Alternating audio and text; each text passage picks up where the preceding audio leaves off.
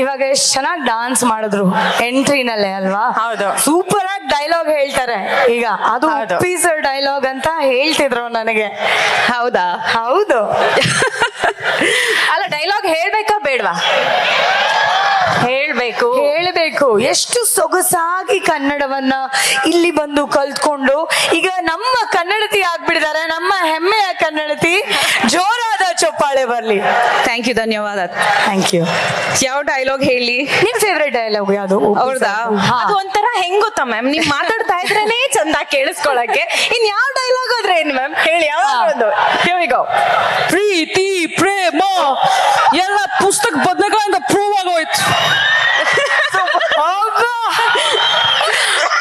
ಇನ್ನೊಂದು ತುಂಬಾ ಫೇವ್ರೇಟ್ ಅಂದ್ರೆ ಐ ಲೈಕ್ ಇಟ್ ಹಂಪಿ ಉತ್ಸವ ತುಂಬಾ ಚೆನ್ನಾಗಿದೆ. I like it. We like it. ಬರ್ಲಿ ಜೋರಾದ ಚಪ್ಪಾಳೆ. Thank you so much ma'am. ನಿಮ್ಮನ್ನ ನೋಡಕ್ಕೆ ಇಷ್ಟು ಜನ ಬಂದಿದ್ದಾರೆ ಹಂಪಿ ಉತ್ಸವಕ್ಕೆ. ನನ್ನ ಫಸ್ಟ್ ಕ್ವೆಶ್ಚನ್ ನಿಮ್ಗೆ, ಇಷ್ಟು ಬ್ಯೂಟಿಫುಲ್ ಆಗಿ ಇರೋದಕ್ಕೆ ನಿಮ್ಗೆ ಒಂದು ಟಿಪ್ ಕೊಡಿ ಮೇಡಮ್. ಅಲ್ಲಿ ನೋಡಿ, ನಮ್ಮ ಹೆಣ್ಮಕ್ಳೆಲ್ಲ ಕೇಳ್ತಾ ಇದ್ರು ನಾನು ಬರೋಕ್ಕಿಂತ ಮುಂಚೆ. ಹಾ, ನಿಮ್ ಪ್ರಶ್ನೆಗೆ ಉತ್ತರ ಕೊಡಕ್ ಮುಂಚೆ ಅವ್ರಗಳ ಹತ್ರ ಮಾತಾಡ್ಬಿಡ್ತೀನಿ. ಓಕೆ. ಈಗ ತಾನೇ ಕೂತಿದ್ರು ಇಲ್ಲಿ ವೇದಿಕೆ ಮುಂಭಾಗದಲ್ಲಿ ಉಪಸ್ಥಿತರಿರುವಂತಹ ಪ್ರವಾಸೋದ್ಯಮ ಸಚಿವರಾದಂತಹ ಸನ್ಮಾನ್ಯ ಶ್ರೀ ಎಚ್ ಕೆ ಪಾಟೀಲ್ ಸಾಹೇಬ್ರಿಗೂ, ಜಿಲ್ಲಾಧಿಕಾರಿಗಳಂತಹ ದಿವಾಕರ್ ಸರ್ ಅವ್ರಿಗೂ, ಎಲ್ಲ ಇನ್ನ ಹಿರಿಯರು ಈ ವಿಭಾಗದ ಈ ಒಂದು ಎಲ್ಲ ಕಾನ್ಸ್ಟಿಟ್ಯೂನ್ಸಿಗಳಿಂದ ಎಲ್ಲ ಹಿರಿಯರು MLA-ಗಳು ಎಲ್ಲ ಬಂದಿದ್ದಾರೆ.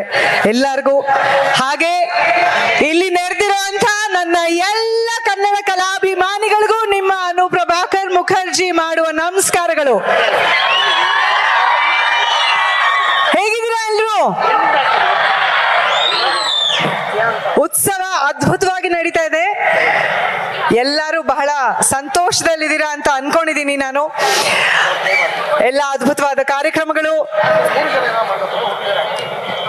ಕರ್ನಾಟಕದಲ್ಲಿ ಯಾವುದೇ, ನಮ್ಮ ರಾಜ್ಯದ ಯಾವುದೇ ಭಾಗಕ್ಕೆ ಹೋಗ್ಬೇಕು ಅನ್ನೋ ನಾನು ಬಹಳ ಖುಷಿ ಪಡ್ತೀನಿ, ಸಂತೋಷ ಪಡ್ತೀನಿ. ನನ್ನ ರಾಜ್ಯವನ್ನ ನನ್ನ ಎದೆ ಮೇಲೆ ಇಟ್ಕೊಂಡು ಓಡಾಡೋದು ನಾನು. ನನ್ನ ರಾಜ್ಯ ಆಗ್ಲಿ, ನನ್ನ ದೇಶ ಆಗ್ಲಿ. ಆದ್ರೆ ಮುಖ್ಯವಾಗಿ ಪ್ರವಾಸೋದ್ಯಮದ ಒಂದು ದೃಷ್ಟಿಯಿಂದ ನೋಡಿದಾಗ ಹಂಪಿಗೆ ಬರೋದು ಬಹಳ ಬಹಳ ಇಷ್ಟ ನನಗೆ. ಈಗಾಗಲೇ ಸುಮಾರು ಸರಿ ನಾನು ಹಂಪಿಗೆ ಬಂದು ನಿಮ್ಮಂತೆ ಒಂದು ಟೂರಿಸ್ಟ್ ಆಗಿ ಆರಾಮಾಗಿ ಇಲ್ಲಿದ್ದು ಸುಮಾರು ದಿನಗಳ ಕಾಲ ಗೈಡ್ಗಳನ್ನ ಕರ್ಕೊಂಡು ನಿಮ್ಮ ಇಡೀ ಅದ್ಭುತವಾದ ಹಂಪಿನ ಬಹಳ ಆರಾಮಾಗಿ ನೋಡಿ ಎಂಜಾಯ್ ಮಾಡಿರುವಂತ ಒಬ್ಬ ವ್ಯಕ್ತಿ ನಾನು. ನಾವು ಬಹಳ ಹೆಮ್ಮೆ ಪಡಬೇಕಾಗಿರುವಂತಹ ವಿಷಯ, ಯುನೆಸ್ಕೋ ವರ್ಲ್ಡ್ ಹೆರಿಟೇಜ್ ಸೈಟ್ ಅಲ್ಲಿ ನಮ್ಮ ಹಂಪಿ ವಿರೂಪಾಕ್ಷ ಟೆಂಪಲ್ ಸೇರುತ್ತೆ. ಬಹಳ ನಾನು ಪ್ರೀತಿಯಿಂದ ಎಂಜಾಯ್ ಮಾಡಿ ನೋಡಿರುವಂತಹ ಊರು ನಿಮ್ದು.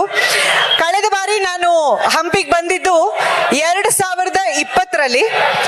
ಆಗ ನಮ್ಮ ಪ್ರೀತಿಯ ಅಪ್ಪು ಅವರು ಅಭಿನಯಿಸಿದಂತ ಜೇಮ್ಸ್ ಸಿನಿಮಾನಲ್ಲಿ ನಾನು ಅಭಿನಯಿಸಿದ್ದೆ.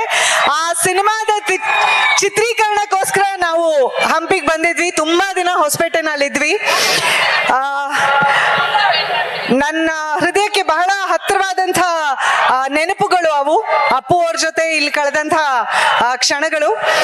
ನಾವೆಲ್ಲರೂ ವಿಜಯಶ್ರೀ ಅನ್ನೋ ಒಂದು ರಿಸಾರ್ಟ್ ಇದೆ, ಅಲ್ಲಿ ಸುಮಾರು ದಿನ ಇದ್ವಿ ಶೂಟಿಂಗ್ ಮಾಡುವಾಗ. ಆ ಸಮಯದಲ್ಲಿ ಬಹಳ ಒಂದು ಸುಂದರವಾದ ಘಟನೆ ನಡೀತು.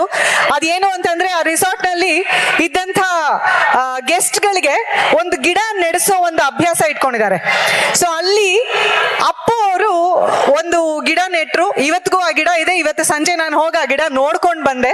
ಅವರ ಹೆಸರು ಇದೆ ಅದರ ಪಕ್ಕದಲ್ಲಿ. ಅದರ ಜೊತೆಗೆ ಅಪ್ಪು ಅವರು ನೆಟ್ಟಿರೋ ಗಿಡದ ಪಕ್ಕದಲ್ಲೇ ನನ್ನ ಮಗಳು ನಂದನ ಒಂದು ತೆಂಗಿನ ಮರ ಸಸಿನ ಕೂಡ ನೆಟ್ಲು.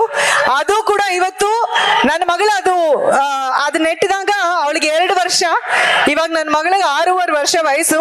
ಇಷ್ಟುದ್ದ ಆಗಿದೆ ಆ ತೆಂಗಿನ ಮರ. ನೋಡಿ ಬಹಳ ಬಹಳ ಸಂತೋಷ ಆಯ್ತು.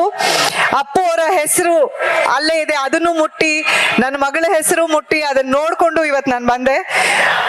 ಹಂಪಿಗೆ ಬರೋದು ಯಾವಾಗ್ಲೂ ಬಹಳ ಬಹಳ ಖುಷಿ ಕೊಡುವಂತ ವಿಷಯ.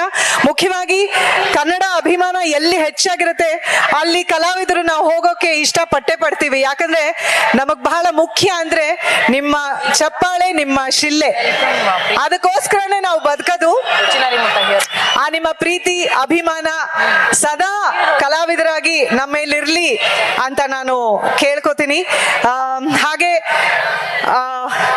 ನಮ್ಮ ಪ್ರವಾಸೋದ್ಯಮ ಇಲಾಖೆಯಿಂದ ಇರ್ಬೋದು ಅಥವಾ ಜಿಲ್ಲಾಧಿಕಾರಿಗಳ ಅವರ ಕಚೇರಿಯಿಂದ ಅದ್ಭುತವಾದ ಕಾರ್ಯಕ್ರಮ, ಇಷ್ಟು ವೈಡೂರ್ಯದಿಂದ ಇಷ್ಟು ಗ್ರ್ಯಾಂಡ್ ಆಗಿ ಮಾಡಿದ್ದಾರೆ. ನಾವು ಹಂಪಿ ಅಂತ ಯೋಚನೆ ಮಾಡಿದಾಗ ನಮ್ಮ ತಲೆಗೆ ಬರೋದೇ ಆ ವೈಭವ, ಆ ಬಜಾರ್ ಸ್ಟ್ರೀಟ್ ನಲ್ಲಿ ನಾವು ನಡ್ಕೊಂಡು ಹೋಗುವಾಗ ಅಂಗಡಿಗಳು ನೋಡ್ತಿದ್ರೆ ಅಪ್ಪ ಇಲ್ಲೆಲ್ಲ ಹಿಂಗೆಲ್ಲ ಇತ್ತ ಅಂತ ನಾವು ಯೋಚನೆ ಮಾಡ್ಬೇಕು. ಆ ದೇವಸ್ಥಾನಗಳು ನೋಡುವಾಗ ಲಕ್ಷ್ಮೀ ನರಸಿಂಹಸ್ವಾಮಿ ದೇವಸ್ಥಾನ ಇರ್ಬೋದು, ಗಣೇಶಂದು ಸಾಸಿವೆ ಕಾಳು ಕಡಲೆಕಾಳು ದೇವಸ್ಥಾನ, ಇದೆಲ್ಲ ನಾವು ಬಹಳ ಖುಷಿ ಪಟ್ಟು ಅದನ್ನೆಲ್ಲ ನೋಡುವಂತ ಒಂದು ಸಂದರ್ಭ. ಅದೇ ರೀತಿ ಈ ಉತ್ಸವ ಅದೇ ವೈಭವದಲ್ಲಿ ನಡೀತಾ ಇರೋದು ಬಹಳ ಬಹಳ ಸಂತೋಷ ಆಯ್ತು. ನಿಮ್ಮೆಲ್ಲರನ್ನು ನೋಡಿ ಬಹಳ ಖುಷಿ ಆಯ್ತು. ದಯವಿಟ್ಟು ನನಗೆ ಹಾಡೋಕೆ ಕೇಳಬೇಡಿ. ನನ್ನ ಪರವಾಗಿ ಆಲ್ರೆಡಿ ವಿಜಯ ರಾಘವೇಂದ್ರ ಅವರು ಹಾಡ್ಬಿಟ್ರು, ಯಾಕಂದ್ರೆ ಅವರು ಅದ್ಭುತವಾಗಿ ಹಾಡ್ತಾರೆ. ಸೊ ಇನ್ನೊಂದು ಹಾಡು ನನ್ನ ಪರವಾಗಿ ಬೇಕು ಅಂದ್ರೆ ಇನ್ನೊಂದು ಹಾಡು ನಮ್ಮ ರಾಗನ್ ಕೈಯಲ್ಲಿ ಹಾಡಿಸ್ತೀನಿ. ನಮಗೂ ಅದೇ ನನಗೋಸ್ಕರ ಇನ್ನೊಂದು ಹಾಡು ಹಾಡ್ಬಿಡು. ನಮಗೂ ಅದೇ ಬೇಕು. ದಯವಿಟ್ಟು ನನಗೆ ಹಾಡು ಮಾತ್ರ ಹಾಡೋಕ್ ಕೇಳ್ಬೇಡಿ. ನಾನ್ ಹೇಳೋದಿಷ್ಟೇ, ಹುಟ್ಟಿದರೆ ಕನ್ನಡ ನಾಡಲ್ಲಿ ಹುಟ್ಟಬೇಕು, ಮೆಟ್ಟಿದರೆ ಕನ್ನಡ ಮಣ್ಣಲ್ಲಿ ಮೆಟ್ಟಬೇಕು ಅಲ್ವಾ? ಸಿರಿಗನ್ನಡಂ ಗೆಲ್ಗೆ, ಸಿರಿಗನ್ನಡಂ ಬಾಳ್ಗೆ. ನ್ಯೂಸ್ ಫಸ್ಟ್ ನಿರ್ಭೀತಿಯಿಂದ ನಿಮ್ಮ ಪರವಾಗಿ.